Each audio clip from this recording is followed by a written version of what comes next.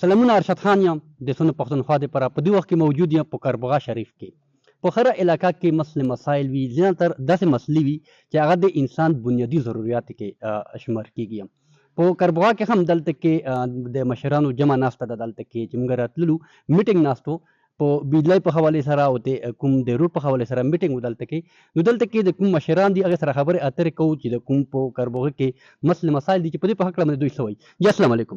وعلیکم السلام. او کربوغې په متعلق به زه دا وایم چې تاسو مسل مسایل خبره وکړه.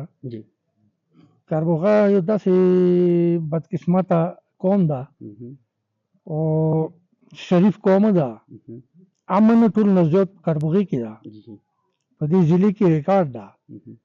خو بنیادي ضرورت چې څومره دي چې هغه د انسان زندګۍ دپاره ضروري دي په هغو کې موږ سره هېڅ شی نشته، هېڅ نشته. بجلي، اوبه، روډ، هسپتال، ګیس، یعنی دا خاص ضرورت دي. او د زنانو دپاره یو خاص هسپتال که نه، نو موږ خپلې زنانه په شپې 12 بجې په دغو روډونو بیایو، ډېر انتهایي تکلیف ده. کربوغا تقریبا داسې مسله نشته چې هغه کربوغۍ کې شته نه، او په دې ضلع کې ټولو نه زیاته آبادي کربوغۍ ده. نو موږ خپل حکومت ته درخواست کوو چې کربوغا هر ځای کې قانون تابع ده، په هر معاملې کې کربوغا د قانون تابع ده. کله کربوغي قانون سره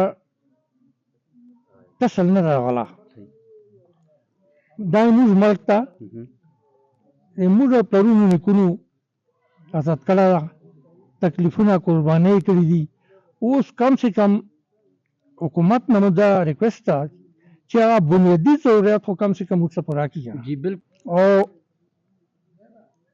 بیل هر سړي پسې جاري ده، بجلی نشته، بیل چې کوم ده هغه جاري ده.